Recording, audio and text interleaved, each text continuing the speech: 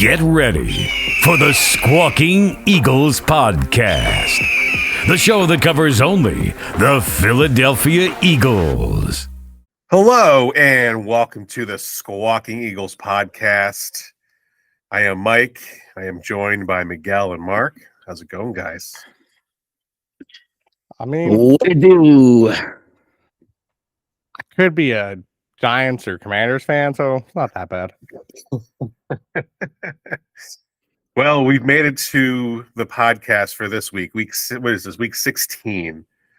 Before we get started, what we're going to do here is we're going to talk a little bit about the Seahawks game from Monday night. If you haven't listened to the in-game reactions, I strongly suggest you go back and give that a listen. It's a short listen, but you'll get the gist of where we were on Monday, at least where I was on Monday.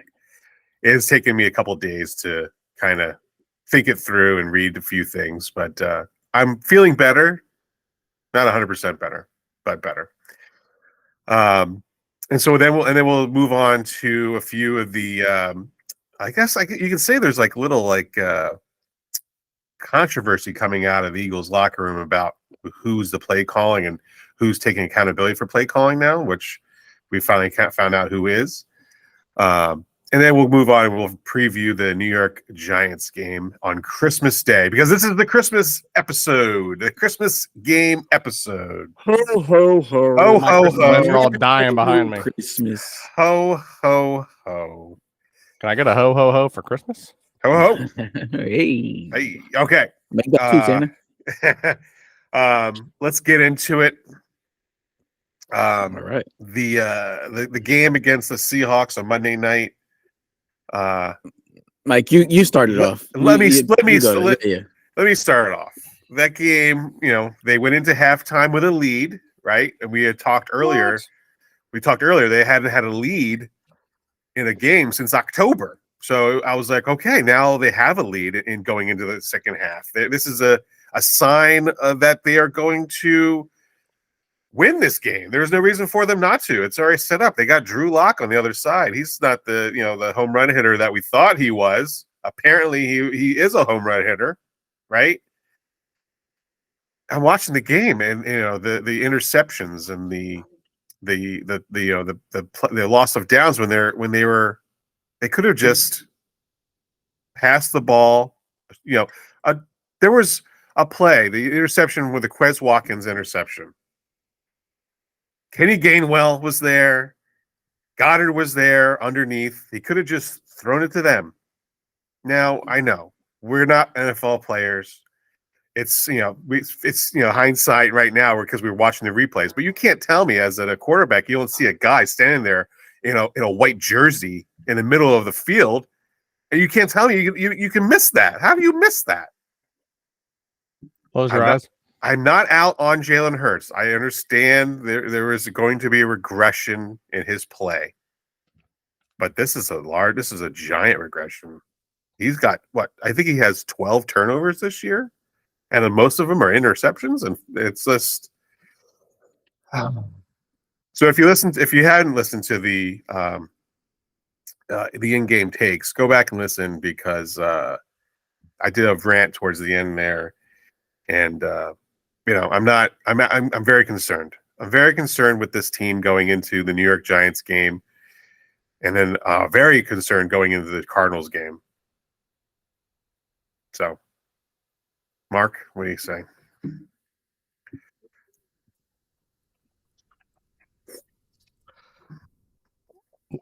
Our opening drive.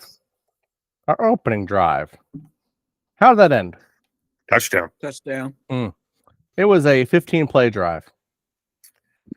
Yeah, it was legit. A 15-play drive with 10 runs, two of which were quarterback runs. Only 2 quarterback runs, and 5 passes.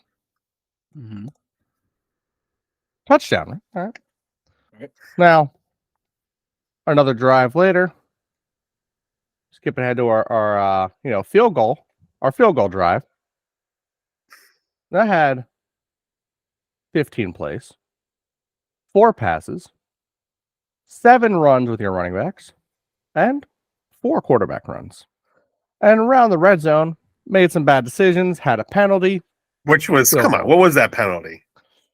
It is what it is. At this point, I've come to a point where, you know what? The refs are the refs. The league's going to be called a whole bunch of different ways. You got to beat them. You got to beat the refs out of the game.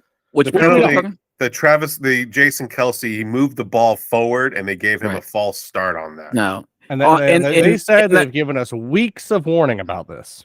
In the New Heights Okay. podcast, he did say that the league has warned him weeks ago that he was doing this. But what he should have done is set the ball and then set his feet. What he did was set his feet and then he set the ball and then he moved forward. Now, as any NFL fan has seen in the past, back in the past, centers used to do it all the time. Yeah. They used to do it all the time. Set your feet, then set the ball. But apparently because now they were it's a told penalty. before that if you set the ball, once the ball's set, you can't move. That's how you're taught. Once that ball's set, you can't move. Then it's a false start. So I get why he does it. I will say, again, I consider myself pretty fair when it comes to grading the Eagles. I feel like I'm a pretty fair across the board. He does move it pretty far on that play. I mean, it's one thing to pick it up, set it back down like an inch or two, but he reaches forward about a foot or two. So I get it. It's a nice it's advantage. a weird It's call. a nice I feel like advantage. and I feel like maybe there could be a different call than a false start because like it's more like maybe like a legal formation to move the ball like that. I don't know. Either way, the play is the play. We get a field goal. We trust Jake. Okay. And then on our last touchdown drive. Now, this was the difference. This is more the way Eagles want to play, even though we don't want them to play this way.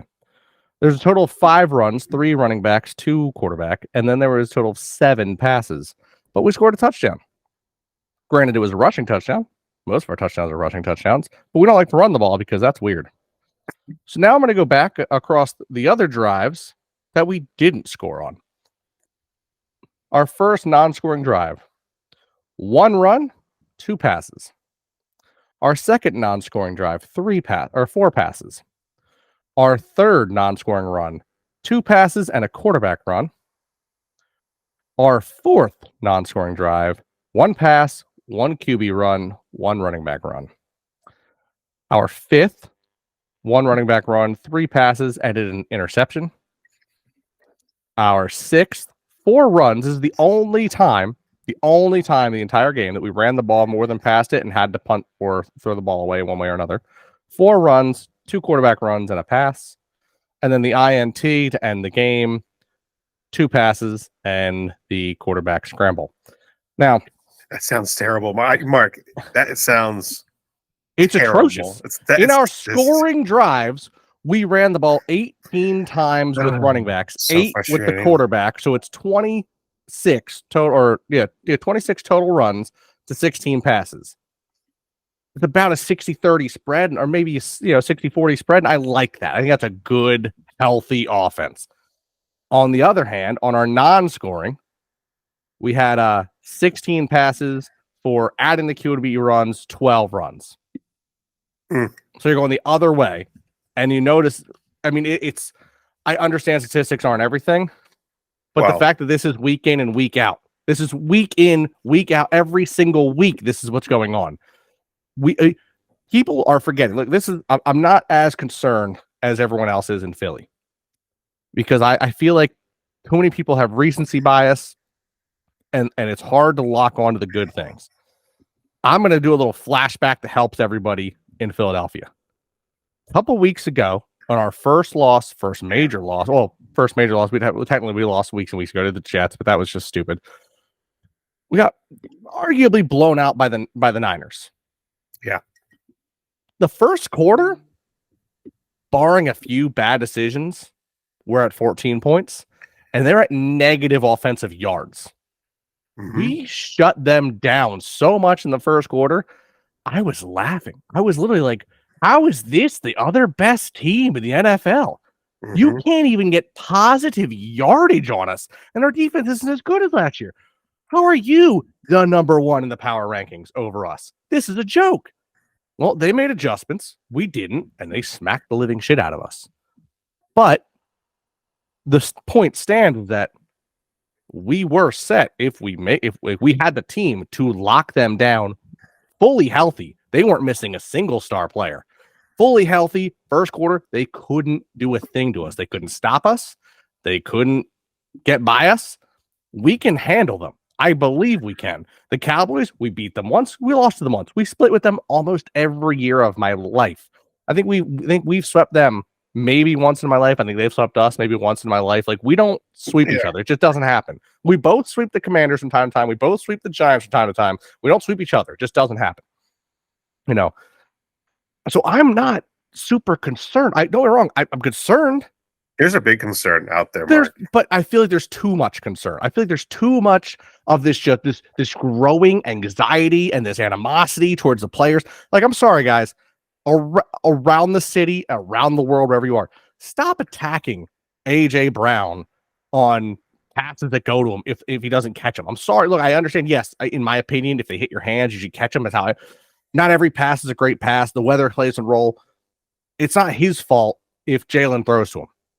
If he's the first read, fine. Now, granted, I will say on that exact play, the fact that he's the first read, okay, fine. But Jalen, it's on you to make your second read because your second's wide open and your third's wide open. And if we get a few yardage, we move the chains. I mean, especially at the end. I mean, I'm talking about the first one, but I mean, especially at the end. At the end, there's no point to go for the deep ball. That's ridiculous. When we had the ball with 2 minutes left. Did you hear the explanation to that? Why they went to the deep ball there? Did you hear about that? The explanation was the reason why they were going for the deep ball was to get a pass interference penalty. That's why they threw the ball. Didn't work. First off, hold on. You can't play that way. You cannot play for penalties. Look. I agree with you in one sense, yes, but I also understand the game of football.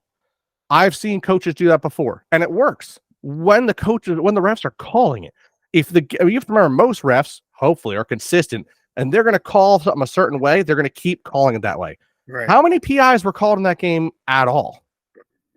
Like one maybe. It was on Bradbury. It was against us. Yeah. So I'm not hoping for a PI to save us at the end of the. That's ridiculous. Go 15 yards to the open player. Trust your kicker, who's been phenomenal, to get us the extra time to do what we need to do. Yeah. But at 8 minutes in the game, we're winning. Why are we throwing the ball 20 plus yards downfield? If you don't want to get away from the pass game, fine, but we don't need to be going deep on them. Run the clock, beat the shit out of them, and just control the game. Mm-hmm. And then 2 minutes left. I understand we're out of timeouts, but you don't need to get away from the run game when you're only down by, was it 4? Or 3? It was 3. It was 3. We had 2 timeouts left on the clock. Right, Miguel, you're right. There was 2 timeouts. The Eagles had 2 timeouts with a minute, 24? A minute 58 to get like a minute 58. We got the ball back. They didn't have to go that far. They didn't have to go far, especially when he threw that interception. When he threw the interception, they only had to go 13 yards. Well, when we had the we were winning. When there was 28 seconds, you're talking about the last drive, or are you talking about? I'm talking about the second to last drive. I was talking. We could have closed the game out. No. We were up 4 with like 3 minutes left. There's no reason why you don't run the ball there. Yeah. Why do you start off the series passing the ball? Passing the ball. Like, you run the ball first down, and then depending on where you are, you run it again, or you go for a pass, get the first down, end the game. What's crazy though is think about it. Let's say you run the ball. Let's say you run it and you only get 2 yards. And you run it again, you only get 2 yards. And you run it again, you only get 2 yards. All right, now it's 4th down and 4. You're punting the ball. However, you had the ball with a minute 58. You just burned 90 seconds off the clock. So they're going to get the ball with what you're down to. They were at the 2-minute warning when they got the ball back. When we got the ball back, it was 28 seconds. Yeah, well, yeah, but I'm saying that, like, when we had the ball in a minute 58, and then we turned it over to them. But that minute 58, if we just run the ball, even if we have to punt, we're then going to give the ball to them at 30 to 20 seconds. But that's the issue, Mark, is that we gave him back to them at the 2-minute warning. When the 2-minute warning hit, we had to punt. Right. That was our fault. That was the coaching fault. But go ahead, continue. I'm sorry to interrupt you.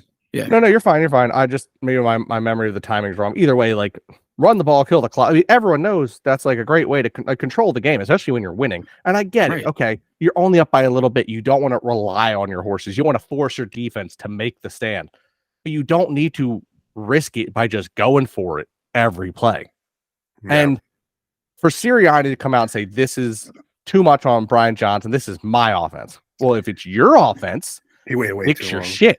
He waited way too long to come out and say that it's on him. If it's your offense, then why is Brian Johnson on the sideline at all? Why is he even there as a coordinator?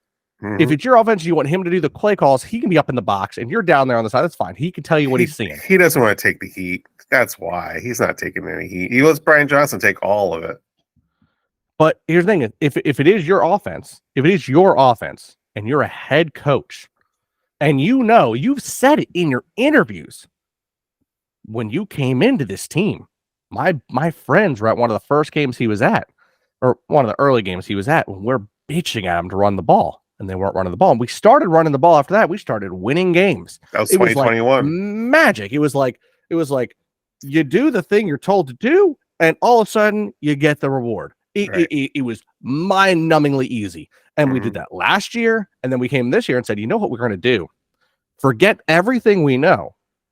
We're going to take the ball, we're going to throw it to the sideline, and we're going to make sure one of our smallest guys is a lead blocker, because that makes sense. And then we're going to do it repeatedly. And when none of that works, because it won't, we're going to run our quarterback who's injured and sick, because you know what's better than anything else in the world is having your quarterback risk his career by running as much as he does. I don't mind a scramble. I think scrambles are great. Scramble touchdowns, fine. That's different. I think Jalen Hurts is one of the best scrambling quarterbacks in the league when he makes his mind up to go. But these designed runs, especially because he's not sliding, he slid once, he still got hit. But he's just taking the hits. Everyone in the league knows about his knee, whether it's actually injured, if it was played up, whatever it is. If it's all healthy now, it's fine. You still want to risk those hits. If your quarterback goes down, I said earlier in the season, I stand by my belief that of all the backups we could have, I think we have the best backup in the league for Hurts, for his style. I don't want to rely on Mariota as much as I think he would do a fine job. I want Hurts to be there. I think Hurts is the better quarterback. I think we all believe Hurts is the better quarterback. Yeah. Why are we purposefully setting him up to risk failure? It's stupid. You have 4 running backs. 4. Yeah, but usually 3, because they don't activate Penny at all. But my point is, you could rotate them. Even like they're like, oh, I want to protect. Let's say you want to protect Swift. You want to keep Swift healthy because he's your bell cow, and he's fucking good bell cow in my opinion. Rotate them then. Maybe he doesn't need to have. I mean, granted, he still under carries most of the other top 10 running backs. He has less carries and more yards than most of them. But rotate him a little bit. Let Gainwell run a little bit more. Let Penny run a little bit more. Let Boston Scott get some more runs. Yeah, it's going to hurt his stats, but if the whole team does better, who cares? We're winning. That's what matters. I agree. Miguel, what do you got to say? Well, my first red flag that this game was going to be shit was when Darius Slay decided to get surgery on his knee prior to flying out. Odd. That was very odd. It was very telling. And because then right after that, you get the news about Desai being pushed down from play calling and letting Matt Patricia do the play calling for the defense. So when I heard those things on a Thursday at that, I was like, nah, this game is shit. We're going to shit the bed on this one. But then watching the game and seeing how we drove down the field and we looked very fluid. We didn't stall out in the red zone until the third drive. Actually, the second drive. Second drive. It was just more of what we've been seeing for the last couple of weeks. And it's you play mediocre football against this team. Well, the last 2 teams were contenders, good elite teams. This team is fighting for a playoff spot with a backup quarterback. And I tried to warn you all in the beginning of the post-game pod was Drew Lock, man. Like you did say it. He doesn't have the stats, but that guy has heart. And that's the one thing I like about Drew Lock is that dude has heart. He'll fight for you. He'll battle you. And it was just more the continuation of they get away from the running game real quick. We saw some hints of modifications to the offense where we saw motion, we saw rotations in the defensive line, we saw Julio Jones a couple times in the lineup. You know what I mean? So there was things in progress of changing, and then they went back and reverted to what they had been doing the previous weeks that got them in trouble. We should have never. We should have been at halftime. It should have been at least 21 nothing, if anything. They failed to score before halftime. They failed to score coming out of halftime, and you just let Seattle in the game. You rush the ball. Jalen Hurts is your second leading rusher of the game. He's sick. He's playing in fucking the rain in cold Seattle, and you're gonna let him sit there and run the ball. You have leading in yards. Yeah. He ran 13 for 82. That's ridiculous. When Swift ran 18 for 74, averaging 4.1 yards per carry. You don't run. I mean, 20 carries a game. I'm sorry, starting quarterback, 20 carries a game. Yeah, that's ridiculous. Wait, Jalen Hurts carried the ball 20 times in that game? No, he carried 13. 13. Wow. DeAndre carried 18, which I mean, 18 is what I've said before on this pod is a minimum. Bare minimum. I'm glad we finally hit that. And if we continued with that, I think I believe 100% we win the game. Yeah. Yeah. Go ahead. Yeah. So it's just like I put 60% of the blame on the coaching staff and 40% of the blame on the players themselves. I don't know if you guys heard, Mailata came out and said that after that first drive, they came out. Seattle did something different on defense with their linebackers, and they really couldn't figure it out at first until I think right after halftime they kind of put something together. But they were doing things that they had not showed on film previously, which also is another red flag for me. Is just like how are you not prepared for other teams to show you this type of look? You know what I mean? Like they are very unprepared. They were very not fundamental, and the Philadelphia media made a whole big thing about them. Well, not so much Philadelphia media, but one of those Fox shows made a big deal that they were practicing. Jalen Hurts was practicing the fumble drill.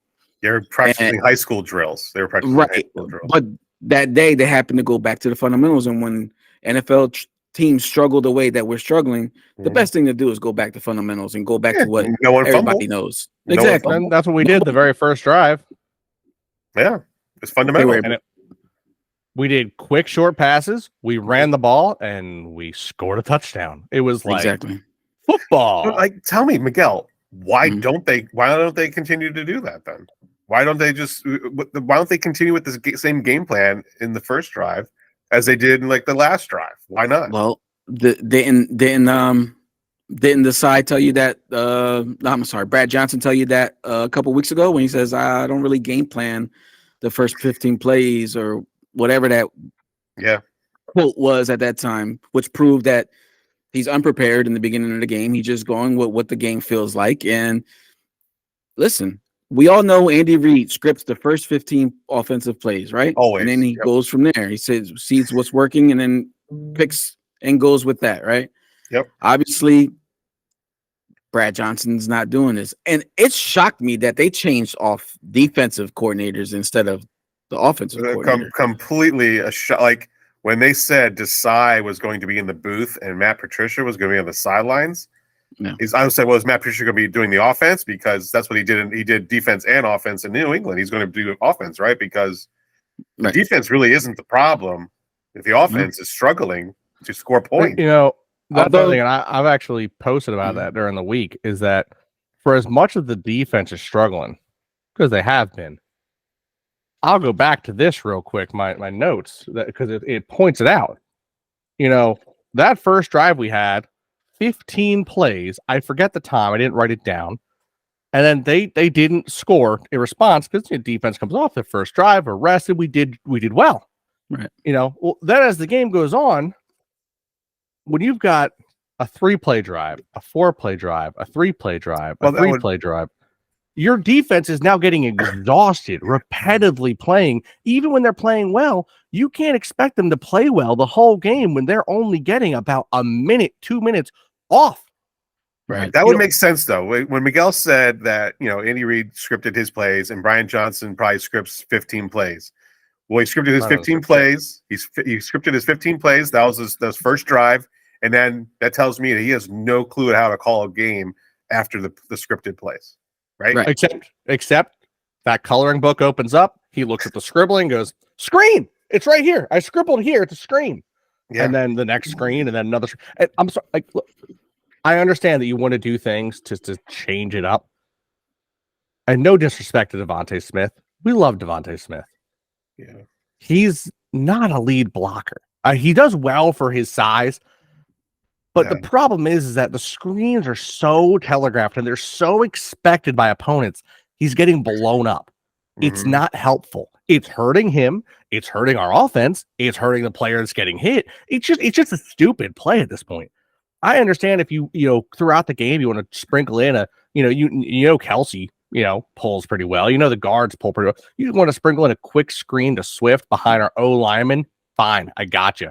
Maybe once in a blue moon you're gonna have Goddard on the wing, and you're gonna have AJ Brown and Smith one side, and have Goddard and Brown combined to block, and have Smith run it up.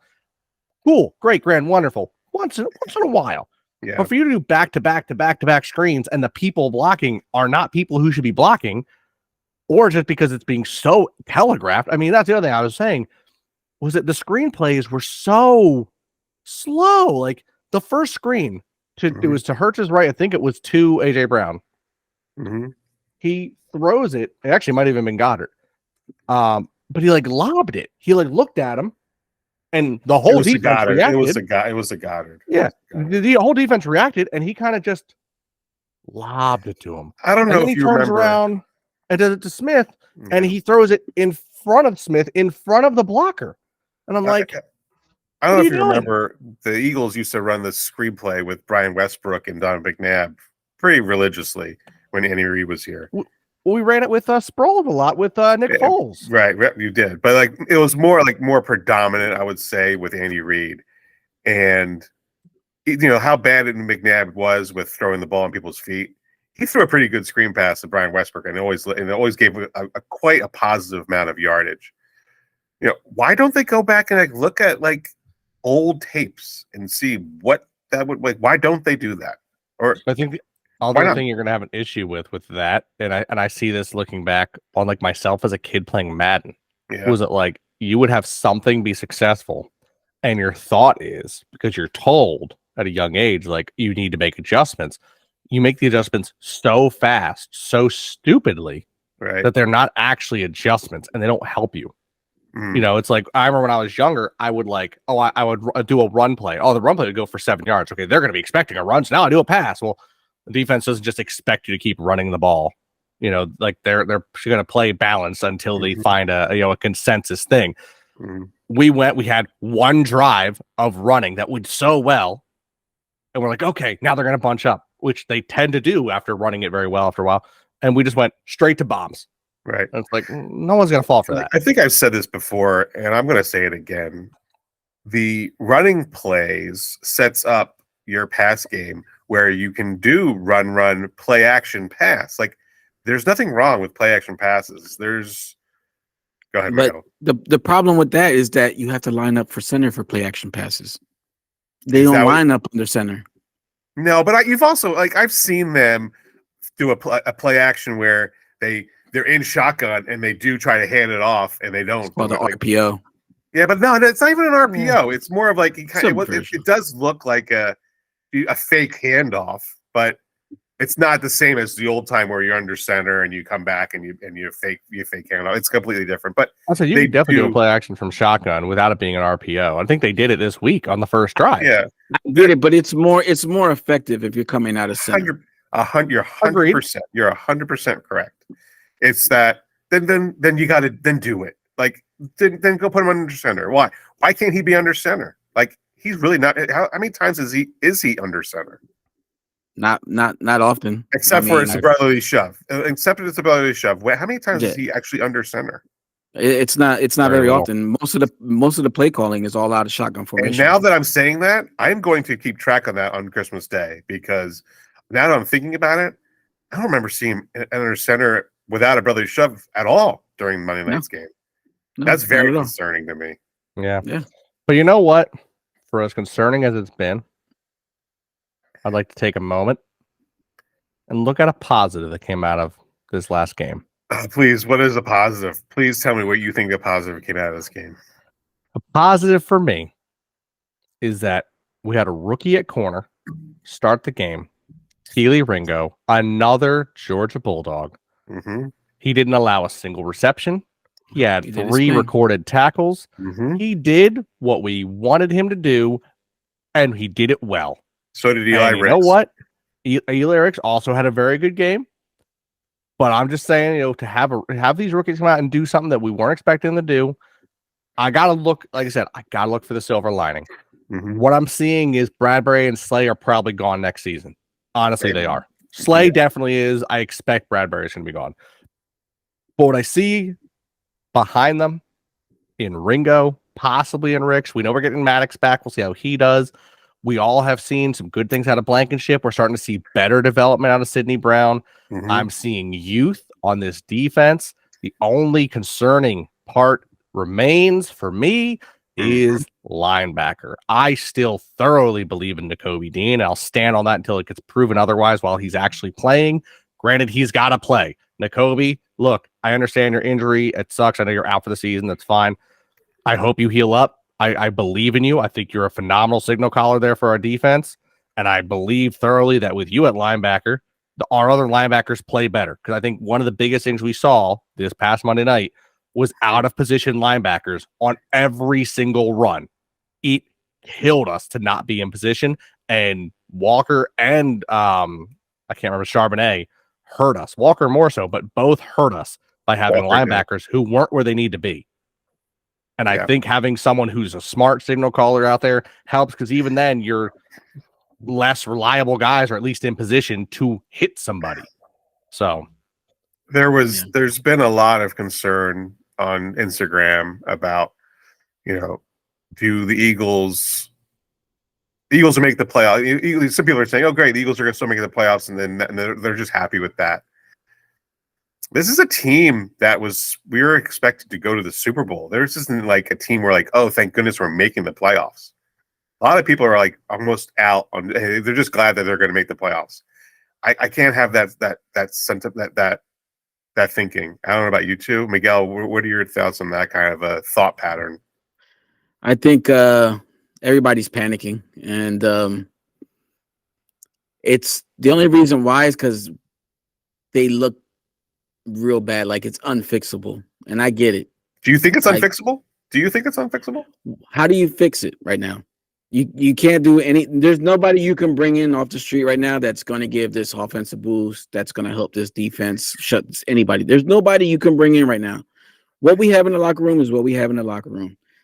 It's all up to coaching. If the Eagles are going to have a shot at getting to the Super Bowl, they got to do it with what they have currently on their roster and what's in that room. There's no other. I mean, listen, we're 10-4. I mean, last year when we lost 3 games, there was not that panic. There wasn't. You know? There wasn't that panic. You're But right. it's like I said all season, we've played mediocre against mediocre teams and gotten beat. And those teams that we did lose to are the elite. And so those get more emphasized. Those losses get emphasized more because it's not a loss to the Jets. It's not a loss to the Redskins last year. I'm sorry, the Commanders last year. You know what I mean? So because they're so high profile, their Monday night games and their losses, they're exaggerated a little bit more. I think we all need to calm down. We had we had an MVP, a runner-up MVP last year.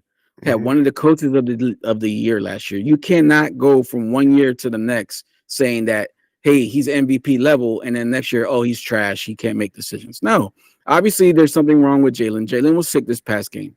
So maybe that affected him and his decisions and his thinking. And I mean, he was a little bit chippy in the post game press conference. So what did he say? He said that he doesn't feel the team is completely committed. right. Do you agree? Do you agree? Do you agree I don't with think that was his intention. No. I think the word that he meant to use was not compromised, but like anyway, I think that in the heat of the moment he used the wrong word, and I he would say so. unfortunately is paying for what he said. Mm-hmm. But Sirianni's got us to the Super Bowl last year. You know what I mean? Mm-hmm. Everybody bitch complained about Steichen and this guy from last year, Gannon from last year. We're quick to get him out, and look who we got this year to replace that. You know what I mean? Now everybody wants to have Steichen and right. The grass is never greener on the other side. Right. So it's just like, listen, did you not expect us to take any lumps this year? Like, we all knew new coordinators were going to run into some issues, this, that, and the third, right? Here we are. We're in the middle of adversity. And the first thing to do, the fan base is, when we lose 3 games in a row, is just quickly give up on this team. Nah, we can't do that. You got to give this team an opportunity to correct its mistakes. You got to go through something. You got to go through some pain to enjoy the glory that comes after it. You know what I mean? I like that.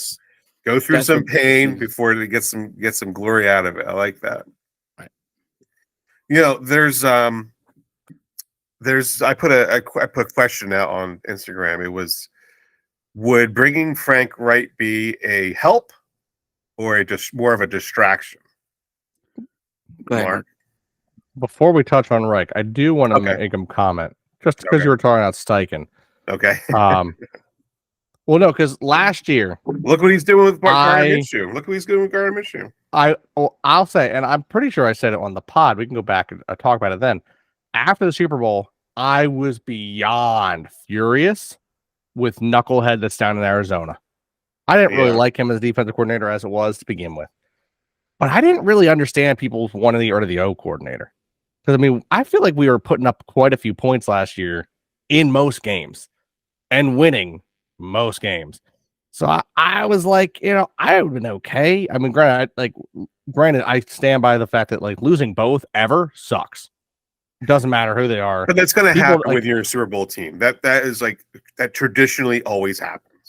You normally lose at least, you almost guarantee you're going to lose one. Losing two is not always, but so that does suck. Having to start at 2, and that's why for the most of this year I've been kind of hesitant on yelling at Desai, because I'm like, I understand they're both new to the role, but I look at it as Desai has never done anything with as a defensive coordinator, and for the most part we've only allowed a few more points per game than we did last year. Now we're lacking on sacks, interceptions. A little bit out of position from play calling, maybe. Personnel difference, maybe. I think there's a little bit of both. I'm kind of shocked at the lack of sacks. I really thought we were gonna have more sacks this year than last year, because our D line, in my opinion, is arguably better. But so I was a little less likely to jump on the hate for Desai, because I think it's a role you got to step into. I get it, but I look at Brian Johnson and say, yes, I understand you're new to the role, but you're not new to the team. You've been around the team. You were the quarterback's coach. So you're in the room with every one of those meetings. You watch that. I mean, you were there the whole time with Steichen. You've worked with Hurts forever. So you know what's going on here. You're here. You've been here. I have way more expectations from you than a guy who doesn't know the team and is new to the role. If I have a guy come into the job tomorrow on my job and he has to learn everything, I got a whole new program I got to teach him. I expect a few bumps. But if one of the guys in my office just, decides to do something a little different, like a different role, I expect you to pick it up pretty quick, because it's pretty easy. It's been the same thing you've been here. Yeah. There's not that much of a change. Right. So Steichen, I do. I believe 100% if we had Steichen, we'd be way better this season. I don't care about the whole grass that was your because I wasn't saying we need to get rid of him in the first place. Frank Reich, if we're going to get onto that point, at this point, I'm not a big fan. I think, I would rather see Sirianni take over and be open that it's him taking it over. Yeah, I agree. Than to bring in a new guy. But I would bring him in like we did Nick Fangio last year for our defense. Self-scout. Right, it helps. Bring him in as a self-scout. It helps. How can it hurt? Tell us, what are we doing wrong? What looks wrong? What can we do better? Yeah. Another set of eyes doesn't hurt. You know what I mean? So no, that's not. Yeah, the poll is 75% people think it would help, and 25% would be a distraction. I would more think lean that it would be a distraction because of the way, just the way that the atmosphere of the Eagles fandom is right now. And I just think though people would queue on it. We queue on it too much. I don't think that would be a good idea. what do you mean? I like Frank Reich. I like him, but there's a reason why he didn't finish a year in Indianapolis, and it does. He didn't finish a year in Carolina. That's a red flag. You want to try that word Indianapolis again, or Indianapolis. there you go. Okay, There you all right. I'll tell you what, though. No, So, Good. go ahead. Okay. no, I was just gonna say, like, it's you're right. Like, it's him being ousted out of the league before he could finish his first season.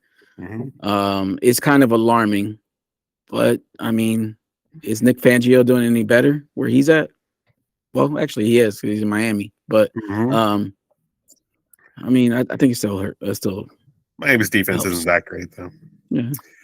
I gotta give you just one word for this game, and then I want to skip your 2 words and then move on to the Giants because I'll touch base on something before we get to the Giants, but we'll do the words. okay, my word would be pathetic. It's pathetic. It was pathetic that they went to Seattle, changed defensive coordinators. Jalen Hurts was sick. They had it looks like they had a game plan in the beginning, and they just went haywire and totally didn't follow any of it. And to lose to a backup quarterback on Monday Night Football in a game that I would say was meaningful because the Cowboys got blown out by the Bills on Sunday. It was pathetic that they couldn't rise to the occasion and beat. You're right. It was our opportunity to get back the first seed, and we blew it. Yep, totally blew it. I also want to after you guys give me your 2 words, I have to comment about how somebody made a video about how the NFL is trying to make these 3 games meaningful. Yeah, but go ahead, Miguel. You go. Okay. You go. My word is sick, like Jalen. Like I'm sick and tired of the mediocre football play from the players. Jalen, we call to the forefront because he's a quarterback and he's the one that's going to take most of the blame. But this little bickering that's coming from the locker room needs to stop, and get it fixed. We hear little chirpings of people calling out the secondary wanted to self-scout the Seattle defense by themselves because they had no trust in. Yeah, that was great, right? So yeah, just the overall performance in the last three to 4 weeks, and even more than that, because I've always been in the complaint department about how they've been lackluster. We haven't had that blowout game this year. We haven't had that dominant performance, and we can't keep playing that way because playing this way is going to get us put out in the first round of the playoffs. So sick is my word. Definitely sick. Before you go, Mark, I know you're thinking of your word. I really felt the Negadelphia this week. Negadelphia coming out of everybody, especially me, even me. I feel it coming. Oh, you were a little negative? Were you negative? I didn't know if you were negative. I thought you were pretty positive about the whole thing. No, I didn't have to think about my word. I knew my word this week. Okay. I'm going with bird brain. Hyphen. That's a hyphen. That works. No, it's actually not. Bird brain's one word? It is one word. Okay. I know. I was shocked by it too, but it is one word. Pea brain and bird brain are both one word. Gotcha. Look, we're the Eagles. Eagles are supposed to be smart birds, but we have someone with some kind of pigeon who's playing with crayons calling our plays. Don't let the pigeon drive the bus. Don't let the dream. Look, I'm gonna hit this. I'm gonna be an asshole with a hammer and continue to hit the same stupid nail a million times. I'm gonna beat the dead horse again. First quarter of the game against the Niners, we did everything you'd expect to do, and we were on our way to victory. First drive against Seahawks, we're doing everything you expect to do. First drive against the Cowboys. I mean, we literally start every game going like, okay, this is how we're going to do it. We're going to run the ball. We're going to drive down the field. We're going to score. And then it's like, oh no, what are we doing here? It's like watching. It's like Memento. They forget. Yeah, it's like somebody with short-term memory. Amnesia. Yeah, it's amnesia. Also, it's like they're just like sitting there going like, what do we do now? Oh, you throw the ball. This is just air raid offense all day long. Throw the ball, throw the ball, throw the ball. Throw the ball some more. And burn out your defense. Yeah, burn out your defense, burn out your receivers, burn out your quarterback, make everyone look bad, fall apart, make the whole city hate you. Why? Like we stressed, I think every podcast in Philadelphia has stressed run the ball. People are bitching in the media and we say it too often. But the moment we run the ball, we score and look dominant. And then we stop running the ball and we fall the fuck apart. Yeah. Run the ball. Look at Seattle. Seattle ran the ball all over us. Seattle ran the ball. I'm actually watching the NFL Network is replaying the game right now, so I'm living through that fucking. Wow. You know what's funny is that their starting running back had 19 carries, and they won the game. Yeah. Wow. What is it? Like you say, run the ball, run the league, right? You run the ball, you win the game. You know me. You know me. I mean, we did technically have more runs overall than they did, but it was. I mean, when your quarterback's one of your leading rushers, again, I've said that too. Like. I get it. I understand the scrambles, but there were too many designed runs, too many options. This is not a Division II college football team. We don't need to just run options and screens. We're an NFL team with star receivers. It's still to this day, I stand by the best O-line in the goddamn league. Top running back, like a top 5 running back in the league. Play the game. That's what I don't understand. How do you have the best offensive line in the league and not use it to run the fucking ball? Right. What are you paying these guys for? You might as well just have fucking, I don't know, who's got a shitty offensive line? Denver. The Giants. The Bengals. Yeah. The Giants. The Giants. All of them. Yeah. I mean, compared to us, everybody. I mean, look, I'll stand by it because I'll just keep pointing out every fucking fact because I feel like I have to. When we played the Niners, Hurts averaged almost a full second more in the pocket than Purdy did. Purdy had to face more pressures than Hurts did. Yeah. And yet, Purdy looked better because, A, that offensive scheme that is run by Shanahan, whatever his name is built to make teams look good. I tell you, I swear to you, you can plug and play any quarterback in the NFL right now, and you will have a successful chance in Shanahan's offense with all that talent and the way he runs the game. Yeah. And that's why I stood by earlier when I saw things saying about, the current MVP races between Purdy and somebody like Purdy's not in it. There's no way. Yeah. And the fact that anyone considers Purdy to be it, I'm sorry. He missed 1 or 2 players for 3 games, lost all 3. No chance. Right. We got to remember that. Whereas, Eagles have lost 3 games, and so do the 49ers lost 3 games. Look, I know you're wrong. Yeah. I don't think I'll stand by what I said earlier. I think we said it last week. I'll keep saying it. No quarterback this year deserves that award. No. I understand that I'm not a fan of the Niners. There's no doubt in my mind that CMC is the bell cow earner for this. He should be number 1 without question. And that hurts me to say, but I'm going to say it. You're right. And it's like the post that Mike posted up earlier where you have Detroit sitting on one side of the bus looking out the window where it's all sunny and so happy and so everything. Yeah. And then you have the Eagles on the other side looking at the fucking storm and bricks and rocks and shit like that. And it's just like both of the same records. I was at the bus stop this morning talking. My neighbor is a Giants fan, talk football all the time. And I told him, I said, it's crazy because most teams in the league would kill for our record. Right. I was like, earlier in the season, before we even played the Niners, half of us were negative Nancy's on the Eagles season. We're pretenders. This isn't going well. We're not. And you have 1 loss. What do you mean? Why are you? No one else has 1 loss. Why are you bitching? Because we knew that this isn't going to end well. Mm-hmm. And the thing is, now, go ahead. No, it's crazy. Like how last year we lost the 3 games. Just about in the same time span we're losing them now. But yet last year we had such a more positive outlook because we had the easier schedule. And now we have the tougher schedule. We have a more negative outlook when we're basically the same thing we were Right last where we year. were. Right. Basically, Yeah. what we're doing what we're saying doesn't make sense. Right. Like we should be happy at 10-4 because the Eagles do have the hardest schedule in the NFL. Yeah. They do not have an easy schedule. It has guess been what? said, but The Cowboys are going to lose 2 games in a row too, because they're about to get their asses handed to them against the Dolphins. About the Bills game, I warned y'all last week. The Bills were going to beat the Cowboys. Yeah. And now Josh Allen's back in the MVP race. Yeah. So Which is crazy to me. NFL right now is a week-to-week thing, and it's ridiculous. You're right. And You're just right, like Mike you're right. said, people have started putting pieces together, and here we go with the scripted NFL lingo again. Because Mhm. listen, it just so happens at the end of the season, the top 3 teams all They're all gonna have the currently same have the record. same record. Right.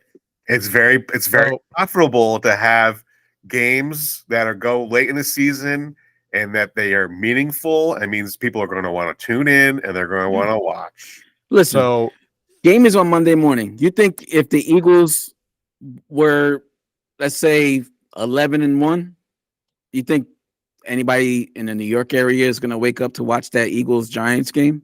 No. Mm-mm. They're not going to let one of the biggest markets on Christmas Day have a low rating. No. especially so I've And been now, messing by the around. way, there's a 2% chance or 0.2 chance that the Giants make So the playoffs. I'm getting that. Yeah, that's Yeah. actually what I'm getting. I think I sent it to you guys beginning of the season, the You little did. playoff predictor thing. So I've been Mhm. messing with that. There is, and it's really for as I'm saying, for it being 0.2%, it's really not as bad as it looks. Pretty much if the Seahawks and Rams lose the next 2 weeks, the Yeah. Giants could lose this week and then win the next 2. The Giants are in. Which is crazy. That's which is That's and the crazy thing is wild. like the Rams are playing the Saints. Now the Saints they're 7-7. The Rams are 7-7. Either team could win that game. Right. They're right. playing tonight. Right. Seahawks are playing, they're playing tonight. Yeah, Seahawks are playing Tennessee. Tennessee has Derrick Henry, and they're about middle of the road for them. Seahawks are about middle of the road, and the Seahawks have a really terrible run defense.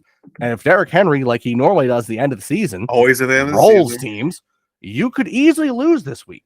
And then we go to next week, and let's see where the Seahawks are playing the Steelers. Now, I expect the Seahawks to win that, no problem. However, it's a possibility. It's a possibility. And then the Rams are playing the Giants. If the Giants lose this week, and they know that the other 2 teams lost, and the Giants are fighting for a playoff spot, the Giants might come out fighting tooth and nail for that game. Mhm. So you end up in week 18, where if at this point, unless we beat the game would come down to the point of being the Seahawks will be playing the Cardinals. And again, I expect the Seahawks to win that. So I don't expect the Giants to have a chance. But like I said, any given Sunday, you never know. Yeah. Never know. And the Rams play San Fran. I expect San Fran to win that even with backups. They're just, they're a better team. However, if it went to according to plan for the Giants, that game between us and the Giants would either mean us for the 2 seed, Mm-hmm. judging that the Niners haven't lost any other games, Right. They're losing to the Ravens. and the Giants getting in. If the Yeah. Giants win, they're in. If we win, we'd be at the 2 seed. Right. Either way, no matter how that goes for the Giants, I don't care about the Giants. I care about us. I've done this about 100 different times, different simulations of all the different games that matter for us the next couple weeks. There's like an 80% chance we end up in the 5th spot. A decent percent chance, like 20% chance. Yeah. I would say 70% chance. And for it's fifth, an away 20 game. for It's an away game. 25% for 2, and I'd say 5% for 1, which would just be crazy. However, if we end the season in the 5th spot, and the other team, granted, the other teams have to fall as I have them, give or take a few, we would end up. I have Maybe against the Tampa. but I have Tampa winning their division. Yeah. I just that as nasty as disgusting as that division is, I feel like no matter what, I don't think They're it's the going to Falcons, have Tampa, a or the losing Saints. record. I think they're going to have a losing record. Too. No, it'll be. Oh, I have them at 9-8. Okay. All right. But either way, if it's Tampa or Atlanta or the Saints, I'm not freaking out about that game. I feel like we as a team can win that game. Mm-hmm. I do. And then I have Detroit in the current stance where I have right now, but for the most part, I have Detroit playing Minnesota. How Minnesota still sneaks in, I don't know, because right now they just look terrible. And then I have Dallas playing the Rams. So obviously I have Detroit and Dallas both winning. And then into the following week we win that, well, we would play San Fran. Mm-hmm. Now, if we end up obviously in San Francisco, and if we go to the second seed, it goes out that we would play for whoever it is first, and then we would play the Lions, and then we would play San Fran. So no matter what, we're almost on a guaranteed collision court with San Fran in the playoffs. Yeah, unless they lose their. They would have to lose round. every game. They'd have to lose every game the rest of the season. Right. They're gonna, And like they're Miguel not gonna do said. that. Miguel said they could lose to the Ravens. The Ravens They're definitely losing to the Ravens. I'm calling now. You're calling Dolphins beat the Cowboys, and the Ravens beat the San Fran. I want the Dolphins to beat the Cowboys. However, Ravens and San Fran, the Ravens are now down. There are 2 star receivers. They're 2 best receivers. Their tight ends out for the season. They've lost another running back, and it's in San Fran, and San Fran's healthy. Yeah, I just don't see it. If anything, I can't tell you how many times I've done this. I've gone through this playoff predictor all the way to Super Bowl about 8 times, and what I started to do once I got to the playoffs, I didn't make choices anymore. I rolled a die for every single game. Evens, the home team won, odds, the away team won. I'm not kidding you. 3 straight times in a row, San Fran and Baltimore ended up in the Super Bowl. And 2 of those times, Baltimore won. well, they go. If you go with the script, the logo has San Francisco and the Ravens. New logo. In the Super Bowl, right? I heard what's his face was one of the guys I follow on Instagram going on and on about the new logo being that's going to be Dallas and the Bills.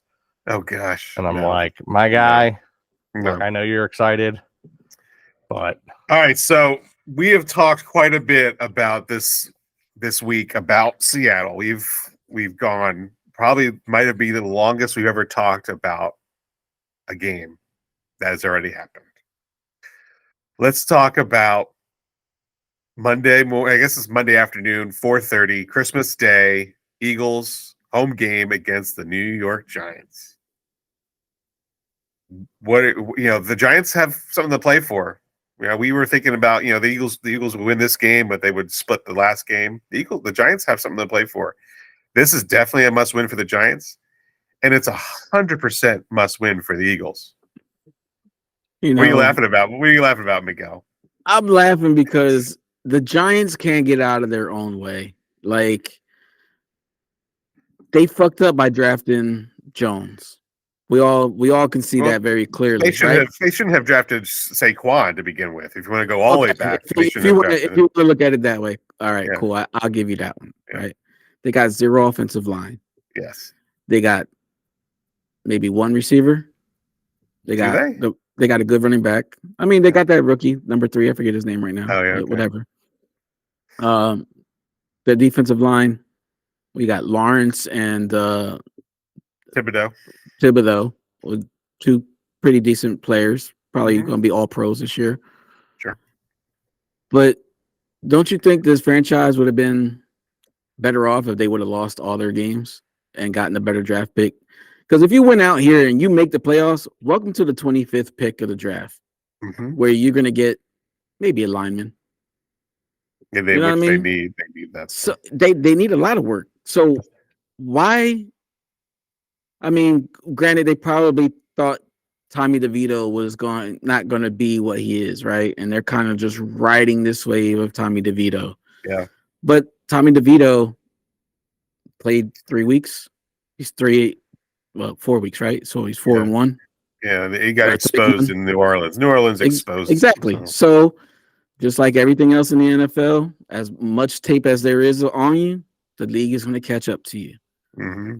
There's no way that the Giants come into this game and even threaten us to win. Hopefully, if this coaching staff is corrected the ship in the locker room, and I laugh at that. The thought, and we would say that it's a lot, but we're not in the locker room, so we can't really see what's going on with this coaching staff and the players.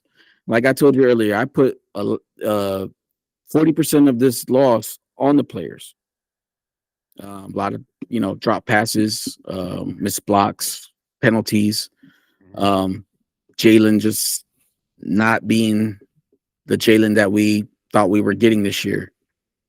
But nobody across the league, like Mark brought up earlier, has looked dominant. Mahomes hasn't looked dominant. Burrow has dealt with injuries all year. Rodgers, obviously, we know what happened to him. Like, there's not one team in this league that you go, that team scares me. No. Is there? Am I the only one that looks at the league and I don't see a team that they're scared of the Eagles playing right now? Like, Is anybody scared to play against the Eagles? No. And they shouldn't be. They shouldn't be. They shouldn't be. Yeah. I mean, listen, we're on par with the rest of the elite teams. They're not, three losses better than us. They're right there. You know what I mean? San Fran's got one less loss than we got. Big deal. Okay. We played with the cards that we dealt with. It's not like we haven't gone on the road and won before. We can do it again. And that's the one thing that this team has proven to you over and over again, and especially more so the beginning of the season than the last 4 weeks, is that they fight. They fight back. And, we've come down from games that we were behind and come out and win it. Games where we didn't look like we were in the game, but we won it. We still came up with a W.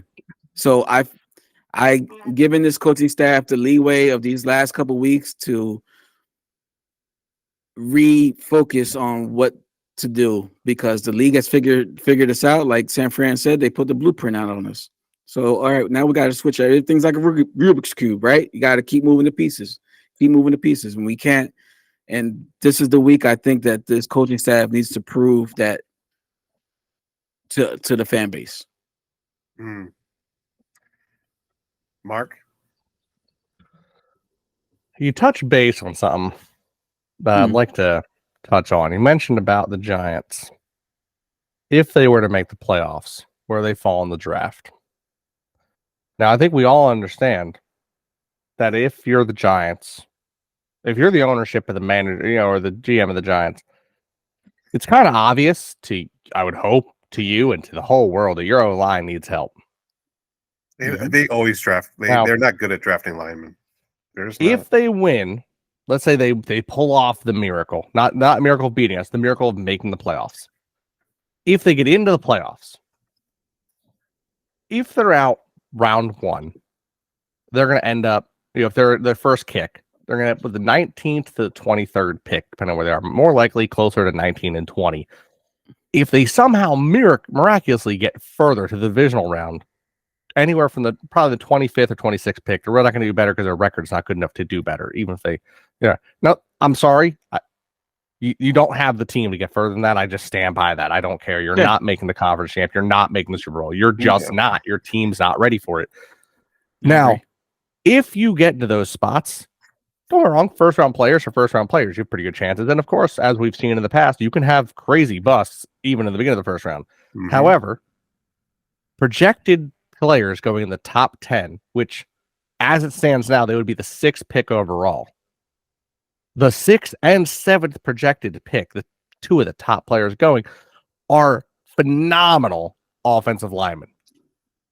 Pretty much ready to start in the NFL. One from Penn State, one from Notre Dame, Olu Fashanu and Joe Alt. I really apologize to Fashanu or whatever your name is from Penn State if I mispronounce your name.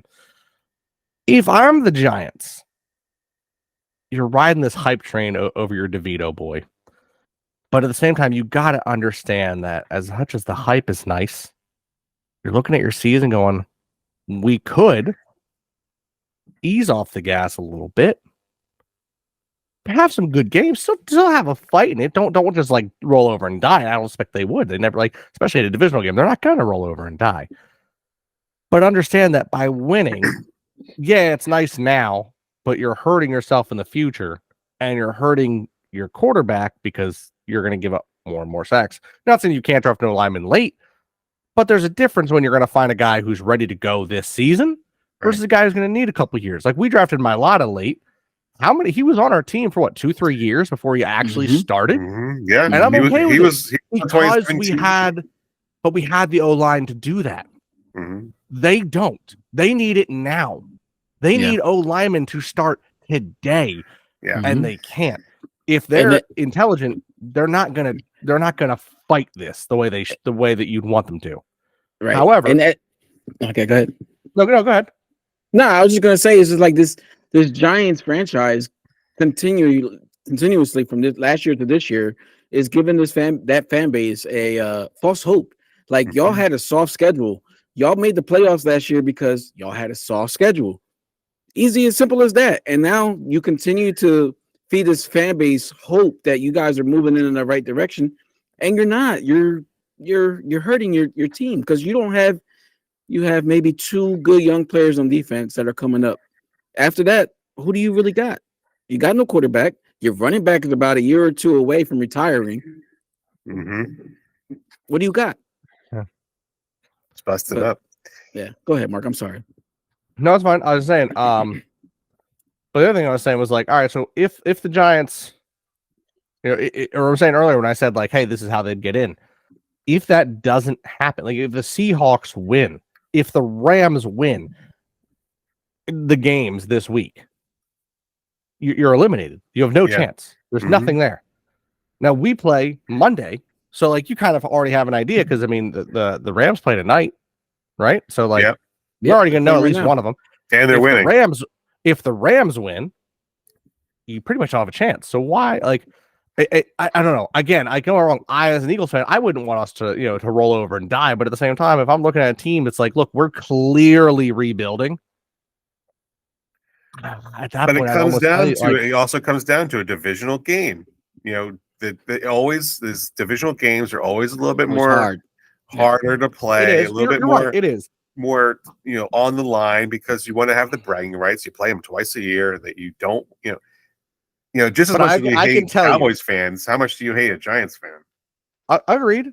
I will say, though, and maybe this is just me, and I'm okay with that. If the Eagles, and I'm sure in my lifetime I'm going to have to deal with it again, have to go through a rebuilding phase. Yeah. We already did once, or at least once or twice in my life. I've seen it. I would rather, if I'm sitting here at the Giants record as an Eagles fan, and I know what we need for the future, and I think, okay, we've got budding amounts of talent sprinkled through the team. Why?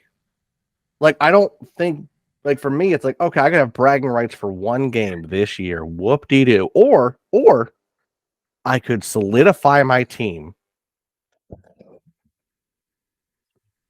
earn another one of these, or 2 or 3, and then be the bragger going, yeah, that's right. You won that game those years ago. Great, grand, wonderful. And because of that, we got this player who became a huge star for our team. And then we got this guy became a huge star for our team. And we made a trade or 2 here. And suddenly we're bringing home the rings. Oh, wow. You won a game? Bro, if I'm the Giants, I said at the beginning of the season, Dable bothered me. I think he's a good coach. Right. I think his team sucks. I think he's a good coach. The same with Saleh in New York with the Jets. They have a good defense. Their offense is in shambles, but I think they have a good coach. You think you get a few good pieces, that becomes a team real quick. I think the Giants need a little bit more work, and I think a nice early round pick would help them a lot. But you're right. It's division. They don't give a shit. They're not that smart, and they're thinking about only Monday. So it's going to be a hard-fought game.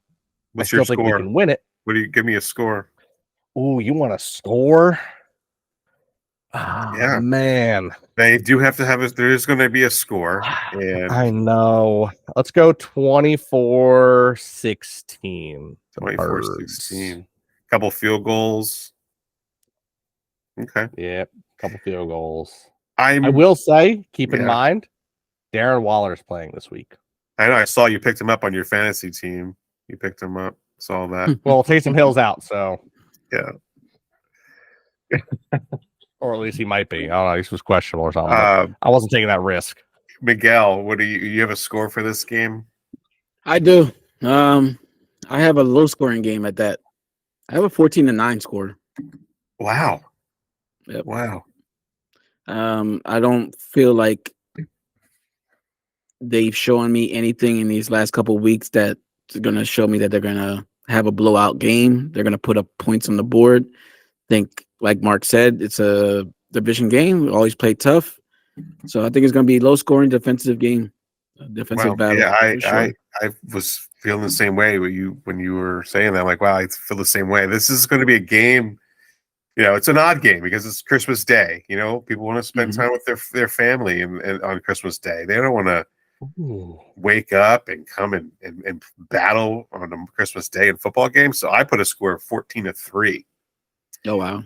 I don't think the Giants are going to be able to get into the end zone. Wait. It looks like Mark had an epiphany about something here. Hold on. Oh, go ahead, Mark. What's going on? Mark? Go ahead, Mark. I feel like we're going to get a Christmas gift this year. A Christmas miracle? A Christmas gift? I think a Christmas gift. Well, it's not at the Meadowlands, so I might have to change my score. Okay. For one reason. I feel that Jalen Carter, who has fallen in love with our city and our mentality, is just itching to give us 2 points this game. Oh. I think he does. I think he gets there. So what I had us at 24? 24-16, you said. What is it? 23. 23. And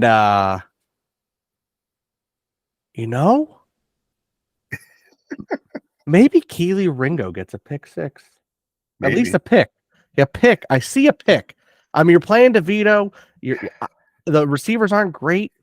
I think he's going to get more playing time. I feel like Keely Ringo is going to snap a ball for us. There's no Slay. Slay's scoring. Till the end of the season. That's fine. That's cool. Great, grand, wonderful. Goodbye, Slay. At this point, goodbye, man. You were cool. You had a good run. Whatever. Hey, if he's healthy enough to come back in the playoffs and he's worth keeping, fine. Whatever. But for now, I don't want to concern myself about him. He's not here. He's a non-factor in this game. I'm not positive or negative about him. Just at the moment, you're not here. It doesn't matter. You're not here. Ringo is. And I feel like the dogs are going to come to show up on Christmas. I'm thinking Jordan Davis has a good game. I think Jalen Carter has a good game. I think if Dean could play, I'm thinking even Nolan Smith has a good game. His tackle was phenomenal last week, by the way, minus the fact that he took his own arm off. Right. His shoulder. Fucking spear. He speared him. No, he went with shoulder first. Spear. But no, I'm thinking. Like I said, I feel like Carter and Ringo are going to gift the Eagles fans a little bit of Christmas gift here, a little morning of love, like I said, maybe a safety and a pick. Just feeling it, man. You know what I'm wearing right now? Actually, you know what I'm wearing right now? Wearing Nolan Smith. I'm wearing Nolan Smith. Yeah, that's what I should get. Pretty authentic jersey you got there. Thank you. I should probably go ahead and grab myself a Carter and a Ringo next. And I already got Dean. Dean's over there. So I just got to maybe I'll do Carter in black because I had Wallace in black and we shipped him off. And it's crazy. He's doing a lot better than our secondary is. So is CJGJ, but he's hurt though. He's hurt. I don't care. I don't care. I'll say it and I'm going to stand by it. If we had kept CJGJ and let go of either Bradbury or Slay, I think our secondary is better. I stand. Well, at this point, I would have to say, yeah, I think you're right. I mean, with the exception of Blankenship, he took Blankenship's spot. Fine, whatever. There's 2 safeties. We have rotated through how many people at safety over there? Yeah. I mean, we're finally on Kevin Byard, and I like Kevin Byard. But if you're telling me between a 31, 32-year-old Kevin Byard versus like a 25-year-old CJGJ who did how much for us last year? The future is in the youth, man. I'm taking the youth. Yeah. And maybe he doesn't get hurt as an Eagle. Maybe he does. I don't know. Can't tell the difference. You can't tell. Yeah, right. How many points do you have the Giants scoring? Oh, still 16. No, still 16. Okay. Yeah, they're still getting 16. They're just giving up. Instead of us having 24 with a field goal, we're going to get the 2 points out of Carter. Right there. Got it. Yeah, the Eagles I think the Eagles need to win this game. It'll feel good to get into the win column after 3 weeks. Winning always cures things, right? Losing always brings things to the surface to bubble up, and this looks ugly. So yeah, look at Kansas City. Kansas City's lost 2 in a row, and they're melting. They're melting. Yeah. But you know what's funny though is at the same time they're still a contender. Yeah. For as bad as they look, that this whole season is so bad that everyone is still a contender. You still have to believe that they'll be in the NFC Championship game. You just have to believe that. They're going to be almost. Are you guys in the belief Miami and Baltimore, I think, both beat them? Yeah. Are you guys in the belief that the NFL is just bad play, or is it parody? For the sake of my soul, I hope this has just been an insane year of just a whole bunch of a mix of, I don't know if I want to so much say bad play as much as we've reached a point where I think overall the teams are more equal than they've ever been. And so that's why, like earlier, like I said it and I'll reiterate it. I don't think Brock Purdy's the guy. Because I think if you switch Brock Purdy and Pat Mahomes still looks great. San Fran looks amazing. The Chiefs are dog shit. The Chiefs have nothing going for them. If they have Brock Purdy. Yeah. Yeah, if you switch those two quarterbacks, Niners are still a great team. The Chiefs are not. Do a Madden simulation, switch Mahomes with Purdy and see what the records are at the end of the season. I don't know if you guys saw, there was a video that was put out on IG. I forget who put it out, but they were it was double film. One on top was Purdy and the bottom was Joe Montana. Oh geez. And they had the same type of play, and now that fan base is looking at Purdy as Joe Montana. Yeah, well, sure. Joe, are they that stupid? Bill Walsh started the West Coast offense, and the West Coast offense were, 3-step drop and a slant to Jerry Rice, over and over. Well, we could do the same thing with AJ Brown. It would just continue. How many times has AJ Brown taken a slant to the house, or at least for 10 yards? They're not. They did. What happened? Unreal how accurate and reliable that pass. What happened to the 6-week string of AJ Brown with 125 yards? Yep. And now he gets what? Nothing. He doesn't get. He doesn't. He's rivaling. What's his name in Miami? Tyreek Hill's run for 2,000. Yeah. He was on pace of hitting 2,000 yards. He's not now. I get it. Brackets and adjustments and stuff like that. But it can't be that much adjustments, though. It can't be that much. And that's the thing. Like I said, you got to get back under center, because from center you could take those 3-step drop passes and get rid of them real quick. You know what I mean? You can't do that. I mean, you can do it in the shotgun formation, but everybody knows a pass coming. Yeah, they do. Mm-hmm. We were watching. The Madden cast had CMC on, and he was able to predict what the play was before it even happened. He said the tight end's going to go in motion, and he's a damn running back. Exactly what he did. Now, if the running back can do that, the defensive players know that's happening, especially a good defensive player. And let's be honest, as bad as mixed as I'll say that, as mixed as the Seahawks have been, Bobby Wagner's still Bobby Wagner, top 5 linebacker in our generation of football. Yeah, I gotta top 10 say, maybe. The Seahawks definitely played better than I thought that was going to be. They made it more of a game than I thought it was going to be because of their play. It was made. Hypothetical thought just came to my mind just right now, so I gotta get it out.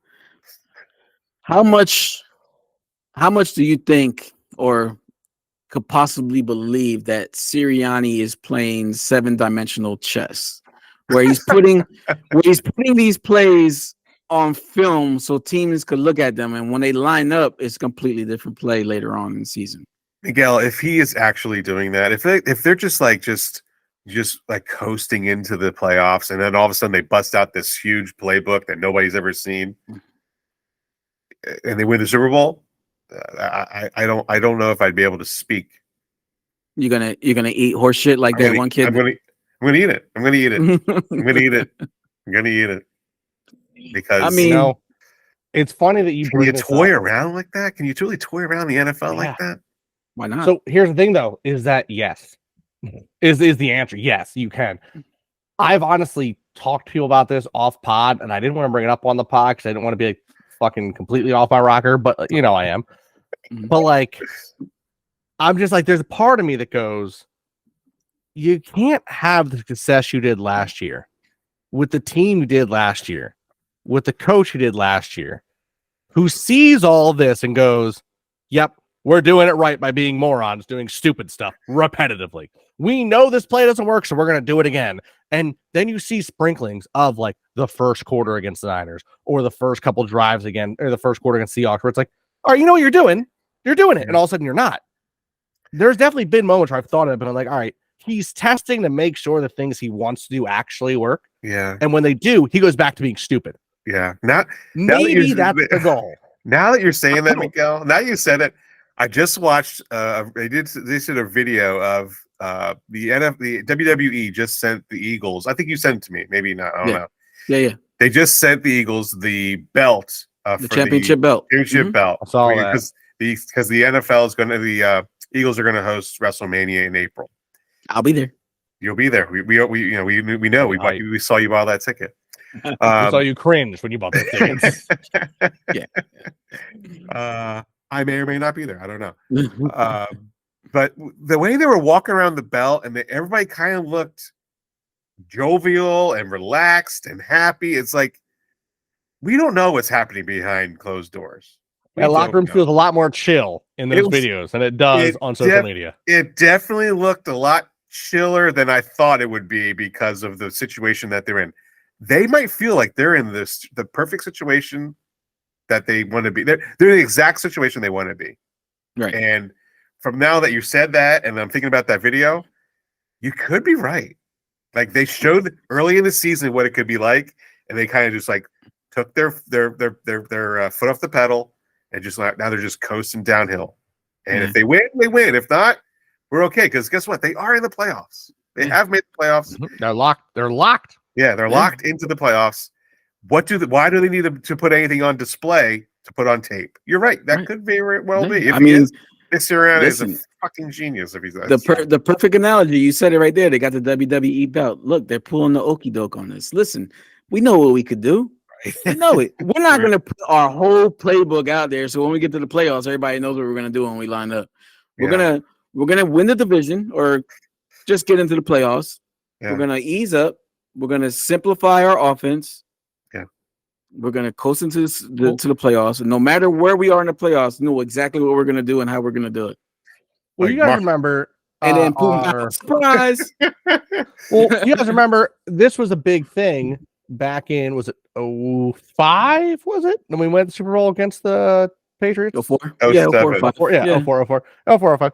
And I'm sure you guys remember, I still remember, we used a different playbook we had never used. We had only practiced it. We'd never used it in game. And that's why it was so shocking that we lost. And that's why some people were saying there's obvious cheating. Because we did things you were never going to be prepped for and you still beat us as if you knew everything we were going to do. And there was that whole scandal of Belichick cheating. Yeah, exactly. Yeah, exactly. That was the beginning of it. That was the beginning of Spygate. It's unheard of that Philadelphia could do this. We've done it before. Now that you're saying it. Maybe. Now, granted, I'm like, I get you're in the playoffs. It's still nicer to be at home. Yeah. You know? Like, we didn't need to lose to the Seahawks. We could have beat the Seahawks. We could win this week, win the next week. We're still home all the way except San Fran. Right. Well, they probably weren't expecting Jalen to be sick. He has to travel separate from the team. That was you can't plan for that. No, but I'll say what I said last week too. Not on here, but in general talking was that I would have been okay if he didn't start.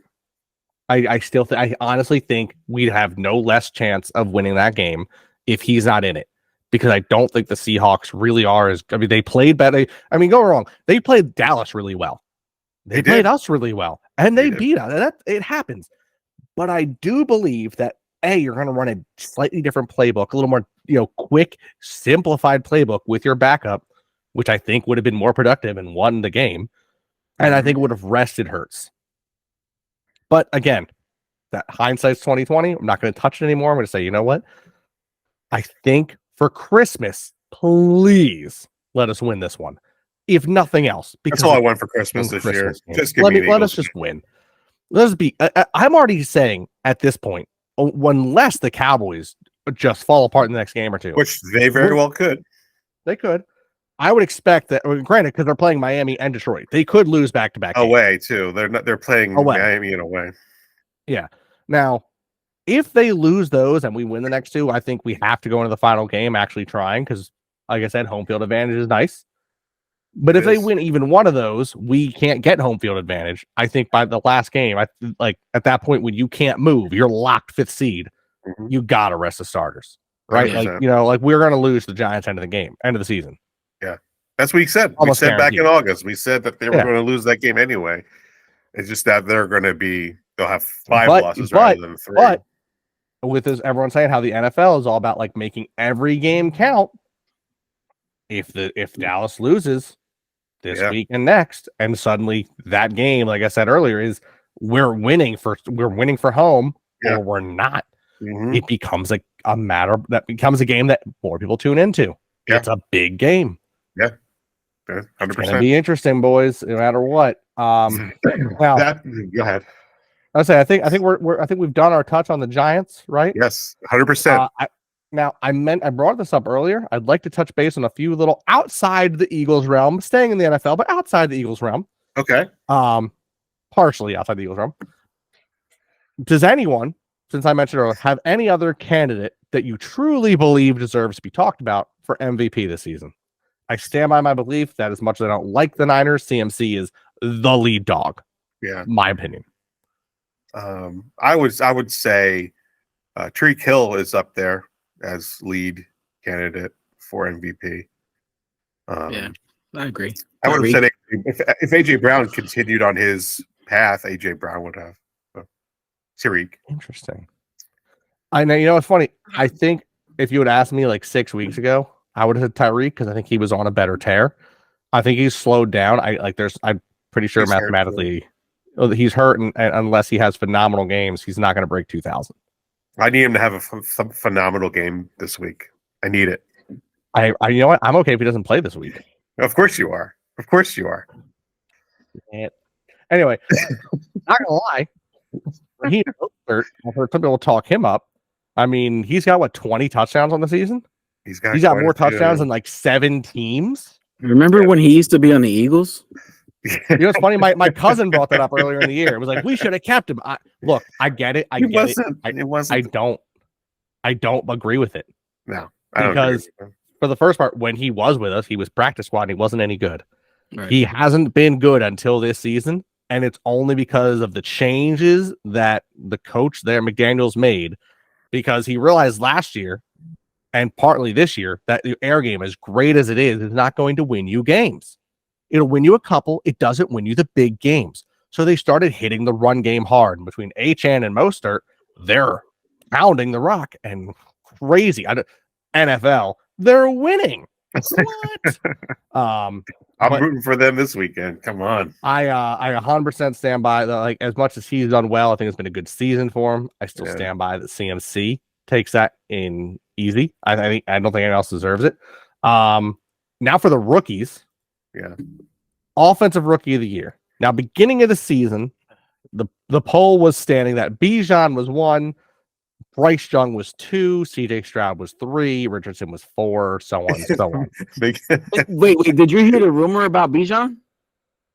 It was yes. The whole vape thing. Yeah, they came out and said it was complete BS. Okay. All right. Yeah, it was BS. He's not getting benched because he's vaping. Well, he vaped. He blew it in the coach's face. Was sad. Now, looking around at the rookies on offense, Jalen Hyatt is the one for the Giants you're talking about. He's actually pretty decent. Quentin Johnston doesn't belong in the NFL, let alone talk for Rookie of the Year. That man drops everything. That man is the next Nelson Aguilar. Jackson Smith-Njigba hurt us, but he's not been great. Jahmyr Gibbs, I think, has had a pretty good season for a rookie. There's only one rookie that's going to win Rookie of the Year. As much offensively. Remember, they do split it. I know. As much as it hurts me, I know exactly who you're going to say. Yes. Anyone else argue CJ Stroud wins Offensive Rookie of the Year? 0. There's no argument to it. All right. Well, we'll switch to the other side of the ball. Now, obviously, us Eagles fans, we're in a bit of a stance here. We all are really big fans of a certain D lineman. Yep. Nolan Smith. He's a linebacker, my guy. No. But I'll just play it out because I think it deserves to be played out. Will Anderson Jr. has actually had a really good season with the Texans. Yeah, the Texans have had a very good season with the Seahawks. Yeah. Jack Campbell's been a pretty good linebacker for the Lions. I don't think it's enough to win him anything. Jalen Carter, of course, has been a force to be reckoned with for us. Prior to injury, so look, biased as I am towards my college teams, I did not expect him to do as well as he did this season. Christian Gonzalez looked phenomenal at corner until he got hurt. Brian Branch has looked really good until he got hurt. Elijah Cansey's been okay, and Will McDonald's been very good. Yeah. Now, I think that we as Eagles fans, consensus would say Carter. Yeah, 100%. Yeah, I agree. However, I will say I'm sure people will argue because if I'm not mistaken, that Anderson and Witherspoon have both had pretty good seasons. But I think that the awards are, at least in my opinion, locked. And I know the NFL is shitty, and I know that the MVP is going to go to a quarterback when it doesn't deserve it. Yeah. But that's other than the MVP, I think that the offensive and defensive rookie is without question this year. Yeah. I think we're on lock. Does the NFL really give the MVP to Brock Purdy? Like, does he? Do they really give it to him and shaft CMC? Does that really happen? Or Tyreek? If Tyreek gets 2,000, he's getting it. If Tyreek gets 2,000, if he gets 2,000, I'd be shocked. He still has 500 more yards to go, and he's only got 3 games, and he might not play this week. And he's questionable to play this week, by the way, Mark. Questionable. I said might not. He didn't play this week. He didn't play last week because he wanted to rest to go berserk on the Cowboys this week. That's what I think. You know what? I hope he's more of a decoy, and I hope Jalen Waddle goes berserk from the Cowboys this week. Of course you would. Of course you would say those things. All right. It's because you're playing me in fantasy, and you got Tyreek and Achane. Finally, you lift up the curtain on that. There it is. There it is. Clear as day. Clear as day. He's afraid if he didn't have Tyreek and Achane go off, he ain't winning this, and he knows it. No. He got the team. Yeah. He probably will be. You guys that are Tyreek probably will go off. What's that, Miguel? Are you not in the playoffs? I'm in the playoffs. Being in the playoffs. That's what I said. I'm playing Miguel in your playoffs, Miguel. I'm playing you. Yes, we are. In my league, yes. After I beat you the week before to move up 3 spaces. Okay. We let you win. Hey, you know what? Right now, we're actually you're actually favored to win right now. 55%. Oh, granted, my quarterback's Aiden O'Connell, so you have a really good chance this week. Well, CJ Stroud should play this week. Well, they said they're not sure. He got bumped to questionable. Okay. If he can play, I'm switching. Of course. Because Aiden O'Connell's going up against Kansas City. Yep. And CJ Stroud's although CJ Stroud's going up against Cleveland. Like, you have to push over defense. Either way, it's not looking good for me at quarterback. Yeah. But I'm glad you brought that up. I'm glad you brought that up about who's the rookie of years like that. That's definitely going to come down to, like, when they talk about MVP, it's going to come down to, is it just a quarterback? If it goes to a quarterback, then it's only a quarterback award. Because this season is not a quarterback season. It's not a quarterback season. I think we have this might have been the longest podcast we've ever done. Is it? Cool. Yeah, I think we're pretty close to it. We're almost to an hour and a half going into it. I feel like we could easily do an hour and a half every week if we just made some more segments. Yeah, well, we could. I'm not sure how many people. If you're listening, still listening, thank you, because we did do a lot of ranting. We did. True. So I want to wish everybody a Merry Christmas, Happy New Year. Feliz Navidad. Happy Festivus for the rest of us. That's in 2 days. That's in 2 days from now. Merry Christmas. Happy New Year. Well, we'll have another Happy New Year. Merry Christmas. We'll do another. Bless the birds. Let us win on this Christmas day because Eagles green all day. Yep. Before we sign off, if you want to follow us over on Instagram, Squawking Eagles Podcast, YouTube, TikTok, X. Just give us a little shout out. Wish you an Eagles victory. I'm ready to Eagles delete my account. We wish you an Eagles victory. I would like to delete the X account. There's no reason they even have it. Yeah, I don't even go on it anymore. There's a brotherly shove touchdown. Moved on to the Threads. You can follow us over at Threads. We're at Threads. Oh, nice. Cool beans. I don't even have Threads. I got it. I think I've opened it one time since I downloaded it. I've clicked on like random people's posts on Instagram that actually is a Threads post, and it takes you there. I'm like, well, it takes you to Threads. Yeah. I do the same thing. enjoy the game. Happy Merry Christmas. Happy holidays. If you don't even follow Christmas, thank you for listening. Want to send us off. Go Birds. This how we do. EAGLES. Eagles. Eagles. Go Birds. Go Birds. Hit that music, Mikey.